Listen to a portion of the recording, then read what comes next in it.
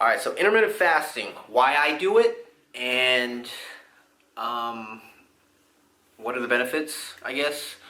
I do it because let me explain what it is pretty much. Intermittent fasting is when you have a set fasting window and feeding window. Okay, it can vary based on the individual, your lifestyle. It doesn't really matter. There's no rules. Okay, but automatically you're already fasting when you're sleeping. So if you're sleeping 8 hours a night, you're pretty much fasting for 8 hours, right? And that's why it's called breakfast. You're breaking from your fast.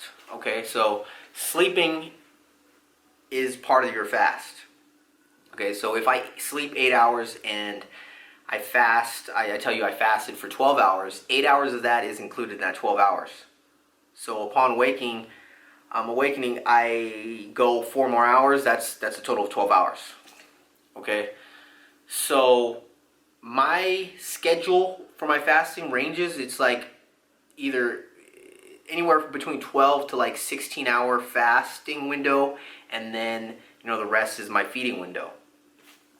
All right, so the benefits to me of fasting are ease on schedule. It's more convenient for my schedule. I'm not really a breakfast type of person. I don't like getting up and making breakfast and eating. I just don't have the time. And another benefit is mentally feeling like I'm eating more because I'm having a smaller window, feeding window. So essentially my meals are going to be bigger. So instead of me having 6 meals a day, I'm having like 2 or 3 bigger meals a day. And mentally that feels better to me. Part of dieting, part of being in a deficit is eating less food, obviously. But if I'm able to have 2-3 big meals, I feel better mentally. I feel full at that time. It takes a little sacrifice of being, hungrier during your fasting window, but it's worth it to me. And I didn't start off fasting for 16 hours right off the bat. It started off at 10 hours, and then I bumped it up to 12, and it got easier and easier. It's nice for me because I'm very busy during the day, and I don't have time to eat. And being busy is a plus because it keeps my mind off of food that I'm fasting. And a good way to endure the fast is a ton of water, flavored water if you can. And that's why I add my isoaminos, my Masports isoaminos in my water jug. So I'm always hydrating. This is my gallon jug that I filled up last night and it started this morning, and I'm about 75% done with the gallon, and it's 4 o'clock. So, intermittent fasting, it doesn't produce any magical fat burning results, because essentially, if you're tracking macros, you're hitting your goal, your daily goal, you're still eating the same amount of calories per day, but just in a different amount of portions. So you can eat 6 times a day, or you can eat 2 to 3 times a day, 1 meal a day. It doesn't matter as long as you're hitting your numbers. That's what is going to produce your body composition change.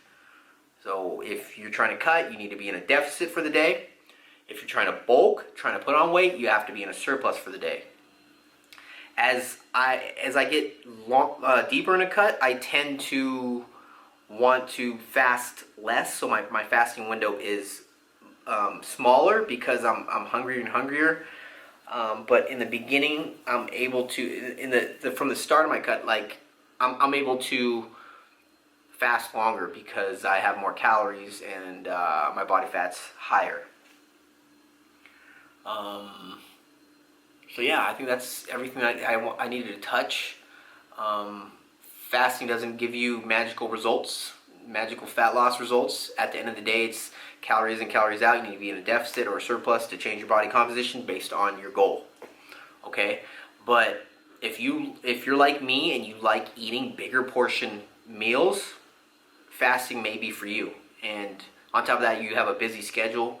You're up early in the morning, you don't feel like making breakfast. You skip breakfast and you have your first meal later on, like a late lunch. Then if you like doing that and you're already doing that, then you're already incorporating intermittent fasting.